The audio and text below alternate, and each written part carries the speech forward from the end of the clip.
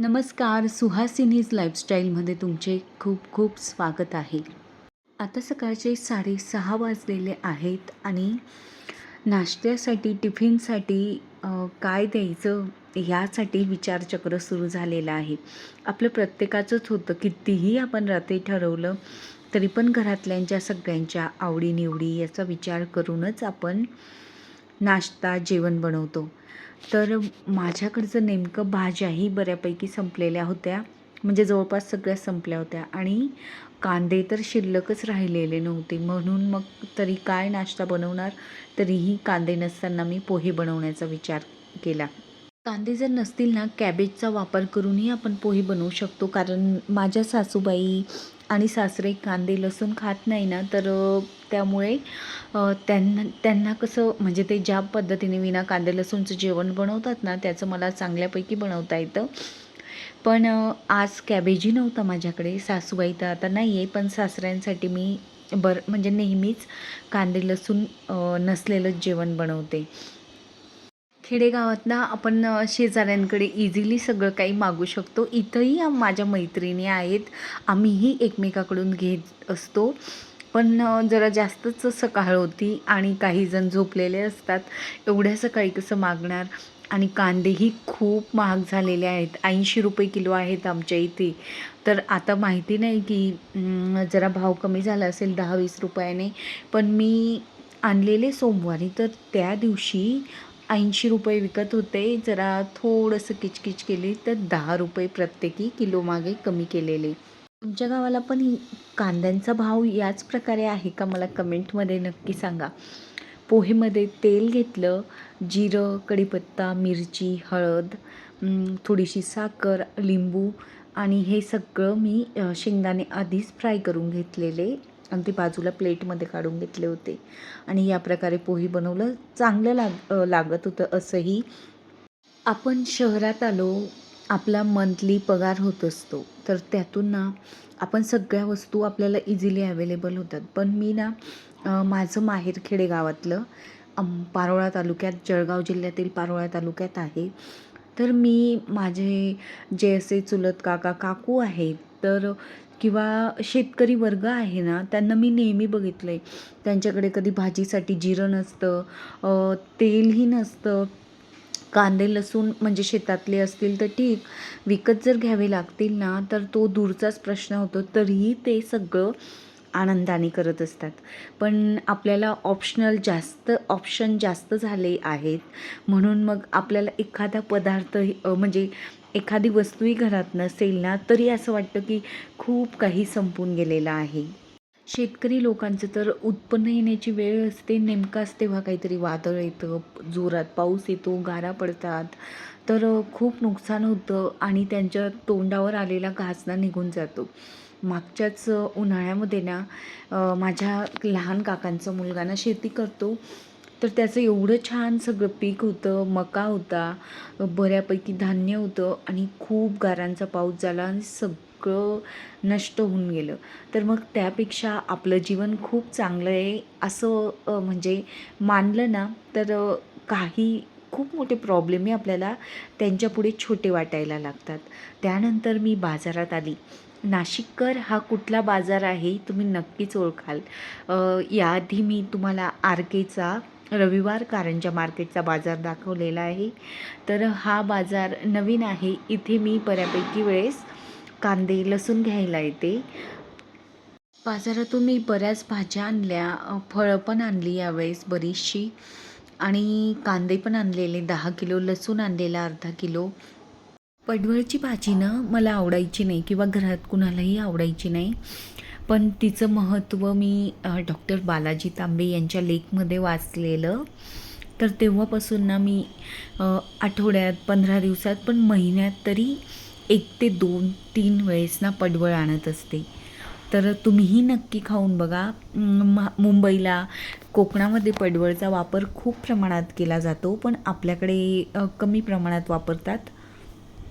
Bags मी लगेच खाली करून घेतल्या आणि प्लास्टिक बॅग होत्या 2-3, तर त्या मी ओल्या कचऱ्यासाठी एका बाजूला करून घेतल्या. भाजी आणल्यानंतर ना लगेचच्या लगेच जर आपण ह्या वस्तू काढून ठेवल्या नाही, भाज्या जागच्या जागी ठेवल्या नाही ना, तर खूप नंतर म्हणजे संध्याकाळ होईपर्यंत पण आपलं म्हणजे कधी-कधी राहून जातं काम. म्हणून ना मग मी आता आणली का भाजी लगेचच्या लगेच मी ती कामं क्लिअर करून टाकते. जर खूप घाई असेल त्यावेळेस बाजूला ठेवते. नाहीतर ना लगेच झटपट करून टाकलं ना तर नंतर आपल्याला कंटाळाही येत नाही. लवकर बाजारात गेल्यामुळे मी लवकर भाज्या घेऊन आली होती. मोठ्या मुलीला तनिष्काला क्लासला सोडवायला गेली आणि तिकडूनच घेऊन आली. त्यानंतर मला उन्नतीसाठी टिफिनसाठी ना पराठा बनवून द्यायचा होता. तिला पराठा हवा होता. तर माझ्याकडे अगदी थोडीशी मेथी होती. 2 गाजर मी किसून घेतले. अर्धा वाटी तांदळाचं पीठ घेतलं. अर्धा वाटी हरभरा डाळीचं पीठ घेतलं. अर्धा चमचा ओवा घेतल्या आणि चिली फ्लेक्स घेतलं 1 चमचा. पराठ्याला छान चव येते आणि लहान मुलं आवडीनेही खाऊन घेतात. कांदा घेतला, त्याला बारीक चिरून घेतलं. 5 ते 6 लसणाच्या पाकळ्या घेतल्या आणि त्यांनाही मी बारीक या प्रकारे चिरून घेतलेलं आहे किंवा कुटणीत आपण कुटून घेतलं ना तरी छान पराठ्याला टेस्ट येते. आणि 2 ते 3 चमचे मी तीळ टाकलेली आहे. तिळीमुळे पराठा खूप खुसखुशीत आणि खमंग लागतो. आणि त्यामध्ये मी गव्हाचं पीठ ॲड केलेलं आहे. गव्हाचं पीठ 3 वाट्या घेतलेलं असेल, नॉर्मली आपल्या वाट्या असतात ना, आणि चवीपुरता मीठ, त्यामध्ये थोडंसं तिखट, हळद आणि मोहण्यासाठी तेल घातलेलं आहे आणि थोडा हिंगही मी घातलेला आहे. आवडीनुसार जिरं घालायचं, नाहीतर मिरची, लसूण आणि जिरं हे आपण खलबत्त्यात कुटून ॲड करू शकतो. त्याच्यानेही छान चव येते. मी बऱ्यापैकी पराठ्यांना ना तिळाबरोबरच खसखसचाही वापर करत असते, कारण मी खसखसचंही महत्त्व पुस्तकात वाचलेलं. त्यामुळे ना मी म्हणजे खसखस हे आपल्या आरोग्यासाठी तर चांगलंच आहे, पण केसांसाठीही खूप चांगलं आहे. म्हणून मग मी खसखस ही बऱ्यापैकी पदार्थांमध्ये वापरते. हे संपूर्ण मिश्रण मी मिक्स करून घेतलं आणि त्यामध्ये जेवढं पाणी लागेल ना तेवढं ॲड केलं आणि पराठ्यांना ज्या पद्धतीने भिजवतो अगदी त्याच पद्धतीने भिजवलं. मी हे सगळं खूप कॉमन आहे, पण मुलांसाठी मी टिफिनला काय देते किंवा हे नाश्त्यासाठीही खूप छान आहे. आणि समजा वयस्कर मंडळी असतील, त्यांना जेवण बनवायला ना संध्याकाळी खरंच कंटाळा येतो, तर संध्याकाळी ना मग अशा पद्धतीचे पराठे बनवले, त्यासोबत तिळीची चटणी, शेंगदाण्याची किंवा खोबऱ्याची ओली चटणी बनवली ना, तर मस्तच हेल्दी आणि चविष्ट असे पदार्थ तयार होतात. टिफिनला मी हा पराठा, त्यासोबत चटणी आणि एक फ्रूट्स देते किंवा काकडी गाजरी देते. तनिष्का भाजी पोळीच घेऊन जाते टिफिनला, कारण की ती सकाळी 5:45ला जाते तर संध्याकाळी 5:15लाच घरी येते.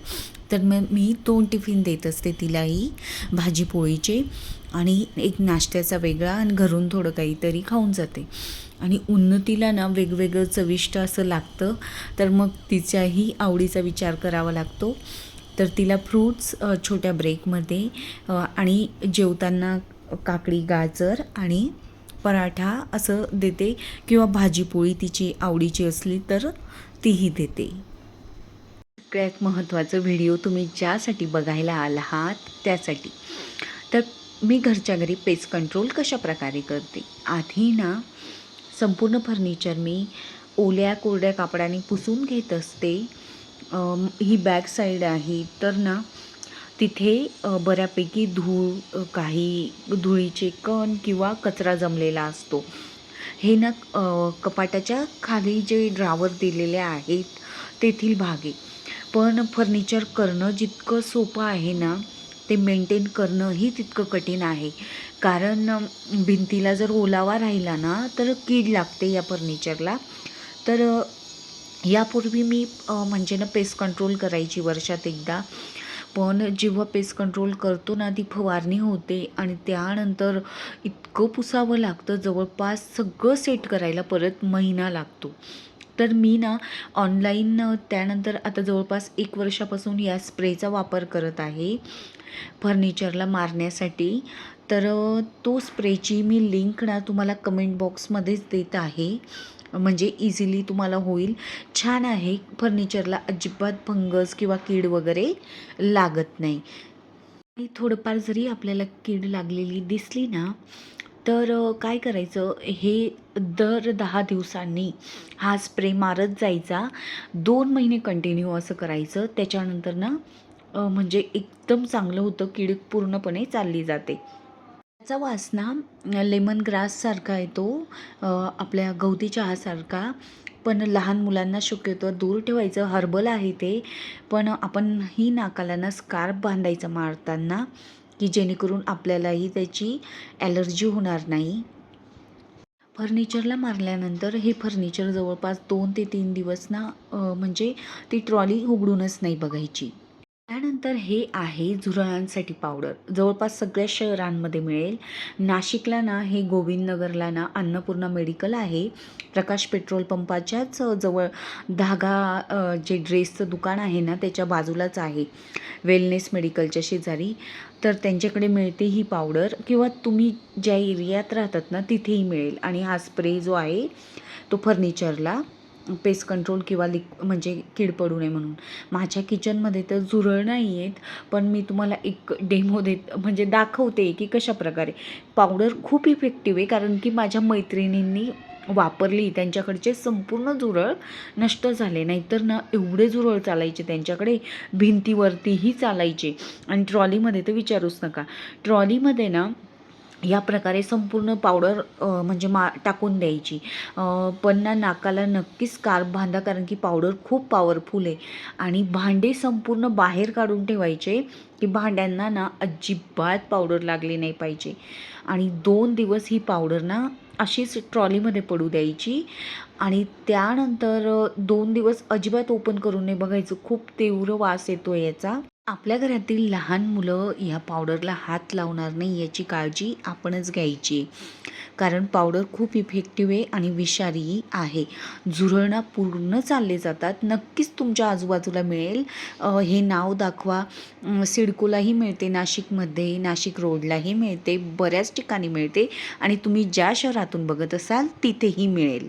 पावडरची प्राईस ₹60 आहे. काही ठिकाणी 50ला मिळते. नक्कीच वापर करा आणि झुरळांचा नायनाट करा.